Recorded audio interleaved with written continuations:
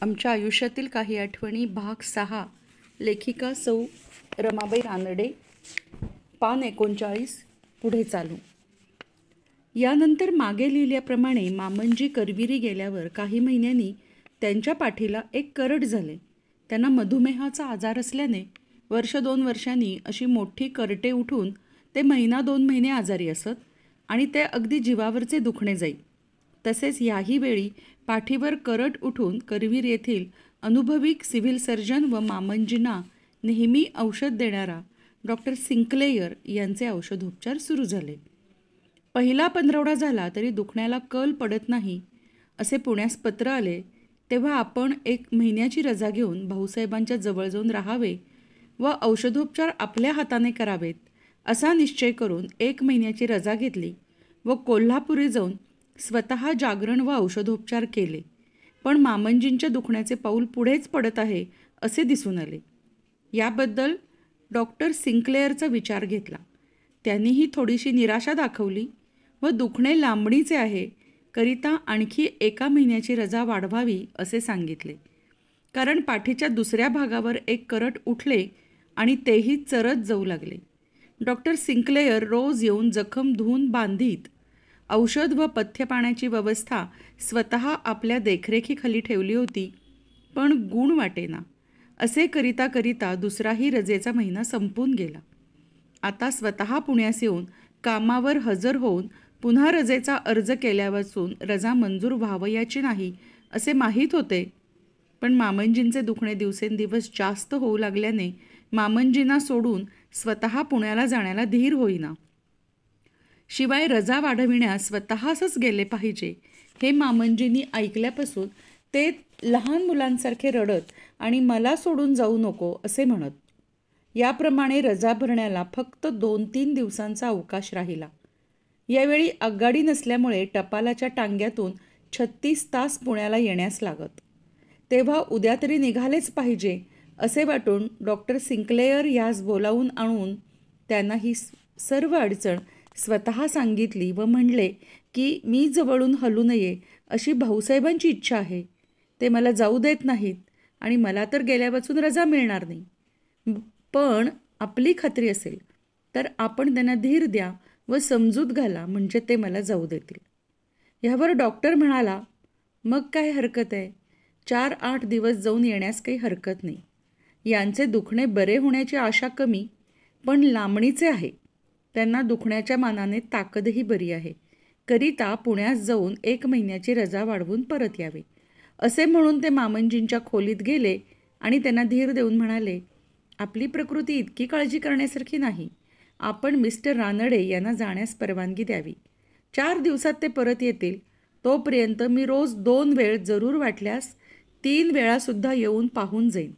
तर आपण काळजी करू नये वगैरे सांगितल्यावर मामनजींनी स्वतःच जाण्यास अनुमोदन दिले. दुसऱ्या दिवशी अगदी जाण्याची तयारी झाल्यावर जवळ बोलावून व हात धरून पुष्कळ गहीवरून अश्रू गाळीत मामनजी म्हणाले, माधवराव, डॉक्टर साहेबांनी धीर दिलेला आहेच, पण मला काही माझा भरोसा वाटत नाही. परत लवकर आला तर बरेच आहे, नाहीतर भेट होणार नाही इतकेच. बाकी दुसऱ्या कोणत्याही प्रकारची मला काळजी नाही. ती सर्व व्यवस्था तुम्ही नीट कराल अशी माझी खात्री आहे. पण सर्वस्वी आजपर्यंत माझ्या शिरावर असलेला बोजा आता तुमच्या शिरावर आला आहे हे लक्षात आले ना. हे ऐकल्याबरोबर चटकन सांगितले, आपण कोणतीही काळजी करू नका, मी पुत्रधर्म सोडणार नाही. हे ऐकून मामनजींना जरा जास्तच हुंदका आला. त्यांनी जवळ घेऊन पाठीवरून हात फिरवून पुण्याला जाण्याची परवानगी दिली. मग त्यांना नमस्कार करून व घरातील माणसांची परवानगी घेऊन आणि विचारून टांग्यात बसतेवेळी वंस व मोरूमामा म्हणजे सासूबाईंचे बंधू यांना एकीकडे बोलावून बजावून सांगितले की भाऊसाहेबांचे दुखणे जास्त आहे हे सर्वांना दिसतच आहे, पण मला माईची काळजी विशेष वाटते. त्यांची मुले लहान आहेत, त्यांना फार जपा. कपिल तीर्थाकरिता मागील दाराला कुलूप लावा आणि माईवर जास्त लक्ष ठेवा वगैरे सांगितल्यावर टांगा चालू झाला.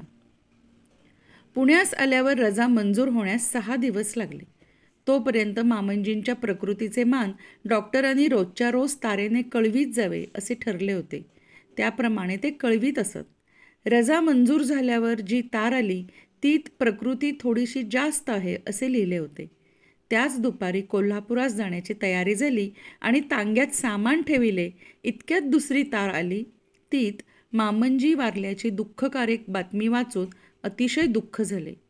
मामंजी तारीख 3 फेब्रुवारी 1877 माघ वद्य 6ला वारले आणि कोल्हापुरास जाण्याचा बेत रहित झाला.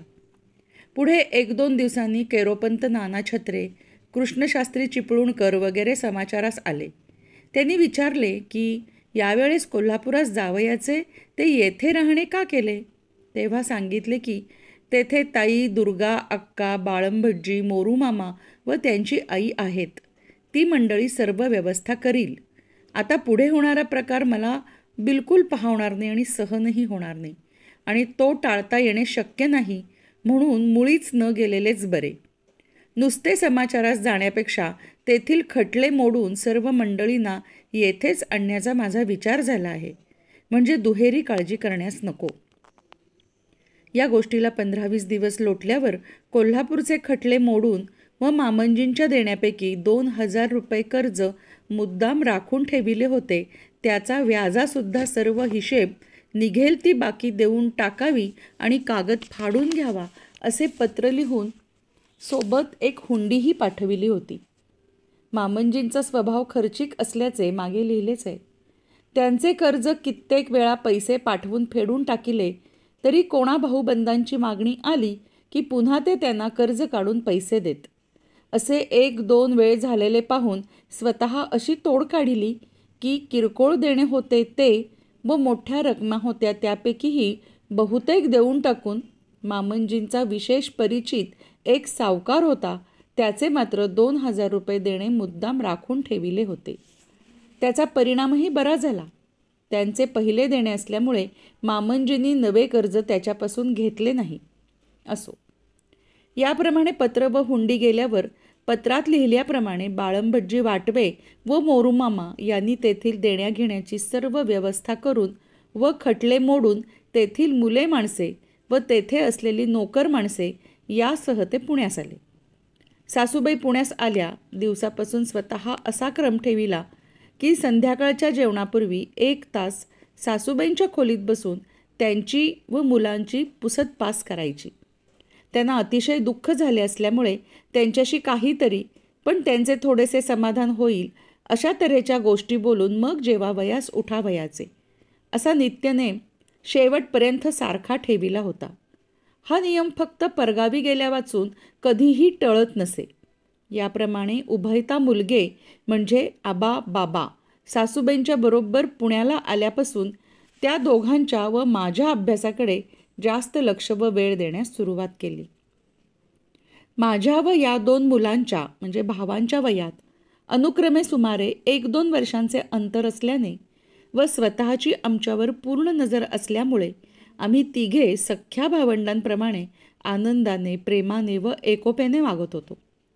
घरातील वडील माणसे कोणी कितीही बोलली तरी आमची जूट मोडत नसे. ह्यावेळी माझा अभ्यास मराठी 5वी इयत्ता होऊन मी लिहिणे, वाचणे व हिशेब शिकत होते आणि उभयता भाऊजींना हायस्कुलात घातले होते.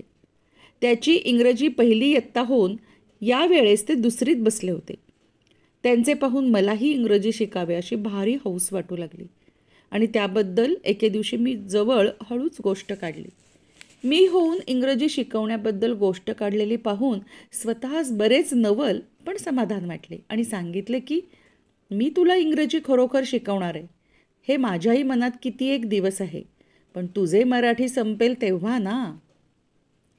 ह्यावेळी येथे एक गोष्ट सांगितली पाहिजे की आमच्या घरी पुरुषांना बायकांनी लिहिणे वाचणे शिकावे अशी आवड असल्यामुळे वंसांना व सासूबाईंना मामंजींनी स्वतः लिहिणे वाचणे व जमा खर्च मांडणे हे कामापुरते शिकविले होते. याबद्दल या दोघींना भूषण व अभिमान वाटे. आमच्या घरातील पुरुषांना बायकांनी शिकावे हे आवडते आणि वंस व सासूबाई यांना हे माहीत होते. एवढेच नव्हे तर त्यांना याबद्दल अनुभवही होता.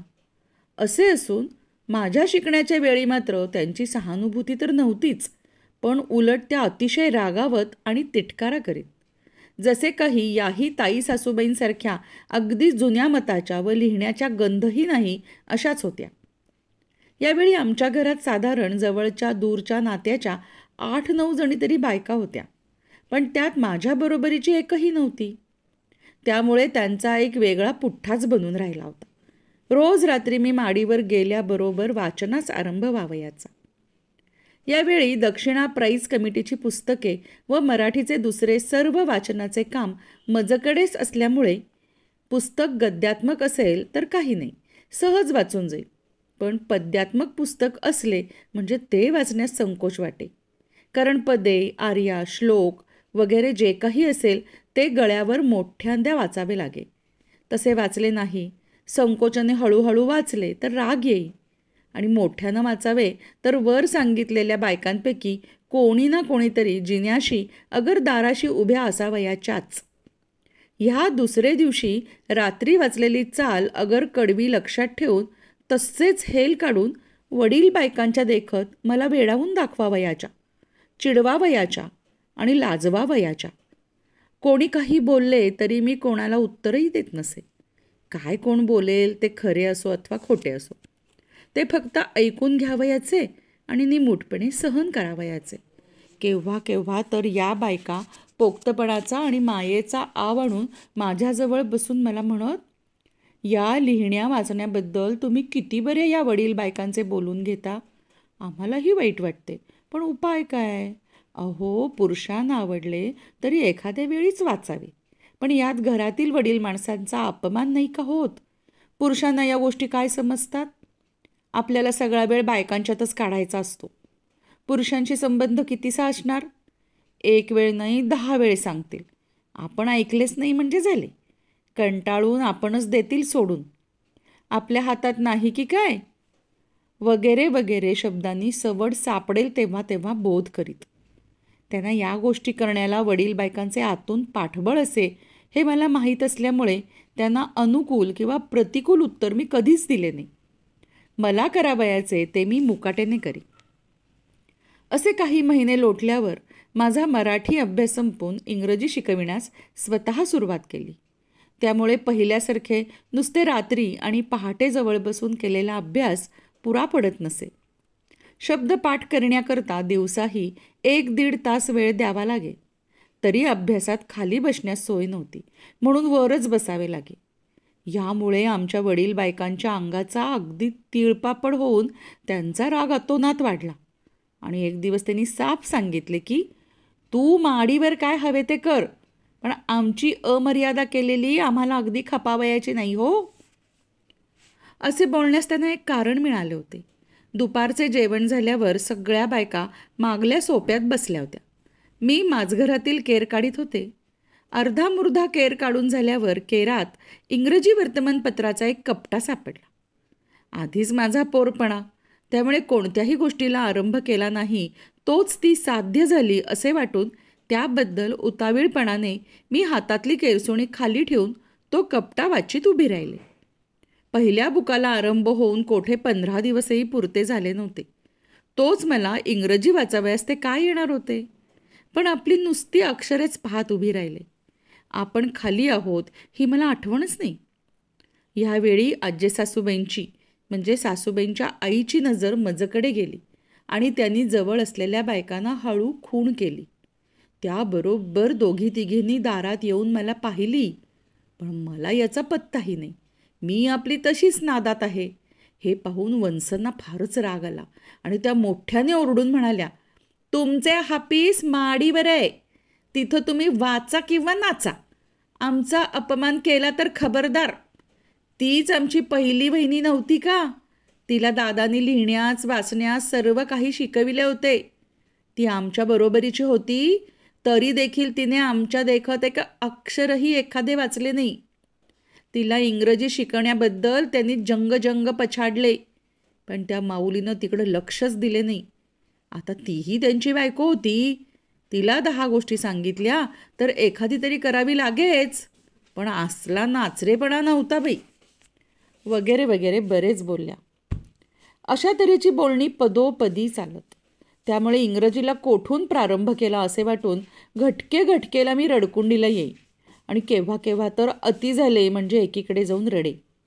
पण ही गोष्ट जवळ बिलकुल सांगत नसे, कारण मी प्रथम सासरी येताना माझ्या वडिलांनी मला जवळ घेऊन उपदेश केला होता की हे बघ, तू आपल्या सासरी जात आहेस, सख्या सावत्राचे कुटुंब, पदरी 10 तऱ्हेची माणसे आहेत, तू माझी मुलगी आहेस, आपल्या कुलीन घराण्याला शोभेल असे वाघ, तुला कितीही त्रास झाला तरी सोस, पण नोकरांना सुद्धा उलटून बोलू नकोस. हे एक. आणि दुसरे, तुझ्या मनाला असह्य झाले तरी तू होऊन कोणाचीच चहाडी नवऱ्याजवळ सांगत जाऊ नकोस. चहाडीने कुटुंबाचाच नव्हे पण राज्याचाही नाश होतो. ह्याकरिता मी सांगतो ही 2 व्रते पाळू, म्हणजे तुला कधी काही कमी पडणार नाही. तू भाग्यवान आहेस.